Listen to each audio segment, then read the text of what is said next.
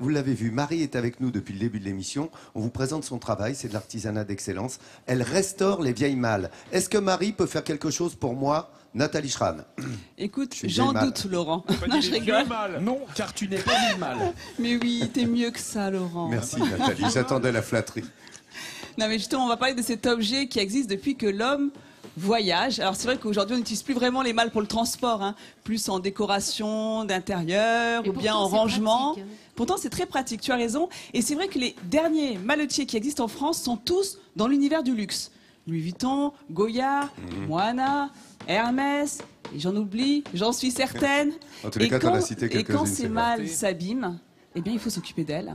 Eh bien, nous avons rencontré pour vous, à Haguenau, un groupe de passionnés dont Marie fait partie, qui restaure des malles parfois datant du XVIIe siècle. À 2 pas de l'aérodrome d'Haguenau, au détour d'un hangar parmi d'autres, l'Alsace nous invite à remonter le temps.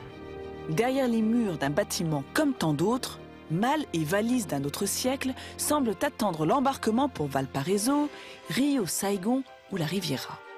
Un goût d'aventure et d'expédition au long cours qui dissimule toutefois un trésor de savoir-faire.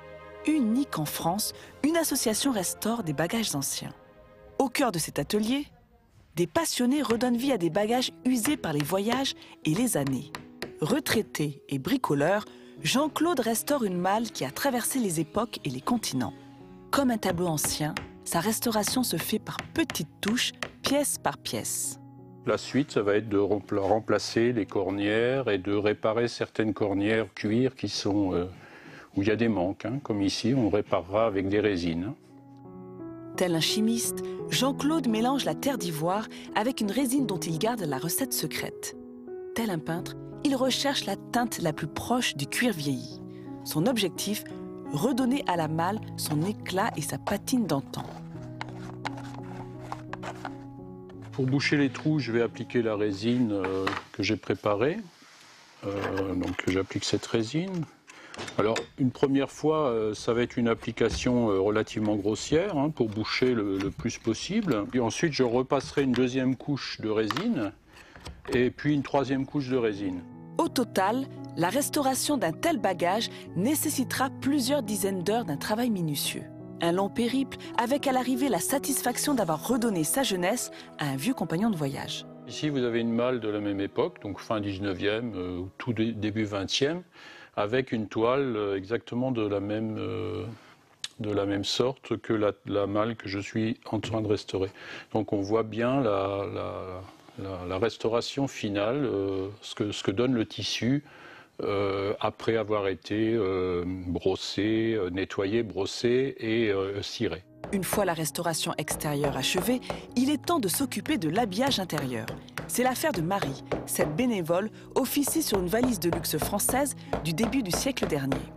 Maintenant, on a fait effectivement les côtés en fait, du couvercle et on va prendre un morceau de suédine adapté tout pile au millimètre près pour mettre à l'intérieur et finaliser en fait l'habillage intérieur du couvercle.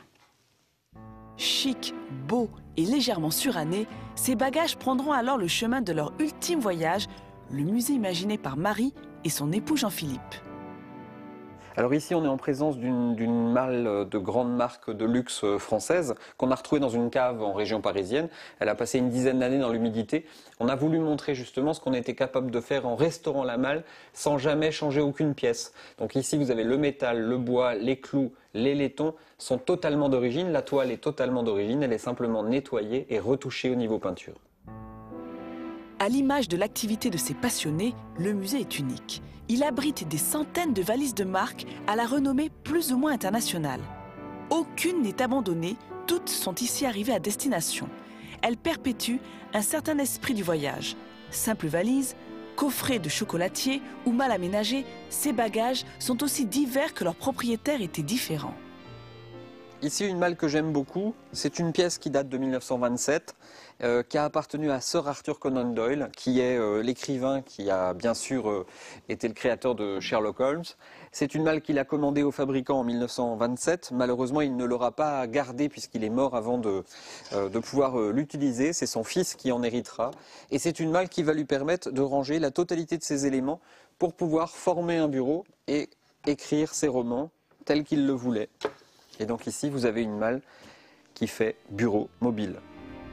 Les bagages servaient souvent à transporter des objets de tous les jours. Dans cet esprit d'antan, ces passionnés ont eu l'idée de confectionner une malle typiquement alsacienne. Ici, on est en présence d'une malle un peu originale que nous avons créée dans nos ateliers pour que les touristes qui viennent dans le musée du bagage se souviennent de qu'est-ce que l'Alsace. Et en même temps, on voulait qu'ils aient une image de comment on peut utiliser les bagages aujourd'hui dans un monde contemporain. Donc nous avons fait en fait la malle bière. Guéné de Kelch, qui est un tissu local caractéristique et typique. Vous avez la tireuse à bière qui fait en fait pression et qui fait en même temps le froid. Vous avez dans le tiroir tout ce qu'il faut, les sous-bocs et bien évidemment les verres, mais aussi les bretzels, toutes les spécialités alsaciennes pour se souvenir de l'Alsace. Et puis dans les tiroirs du bas, vous avez les spécialités locales que sont la merbière, que sont la limonade typiquement fait en Alsace, le sommaire que reconnaîtront les Alsaciens, et puis évidemment le rangement des fûts de la bière alsacienne. Des spécialités à consommer avec modération. Tous ces bagages devraient bientôt partir pour un dernier voyage. L'an prochain, tous ces trésors rejoindront le centre-ville d'Haguenau, où un nouveau musée et de nouveaux ateliers les accueilleront. Et l'histoire de l'évolution des malles est juste passionnante car leur format bien évidemment a évolué pour s'adapter aux nouvelles formes de voyage, aux nouveaux modes de transport. Et Marie qui est en train de finir le capitonnage de cette malle et Jean-Philippe le raconte dans un musée qui est ouvert aux visiteurs. C'est un musée qui est vraiment très intéressant. Il vous raconte cette histoire avec beaucoup de passion. C'est un musée qui rassemble la plus grande collection de bagages en Europe, dont certaines malles datent du XVIIe siècle. Et les premières malles étaient bombées sur le dessus pour que l'eau glisse en cas d'intempérie, car en général, on les chargeait sur des chariots, sur des diligences, et on les appelait même les malles diligences. Ensuite, on est passé aux malles plates pour les empiler. Lors des en avion par exemple, en voiture, en train ou même en paquebot. Et les malles à usage spécifique comme celle-ci, regardez, ça c'est le nécessaire de toilette Laurent d'Alphonse Daudet.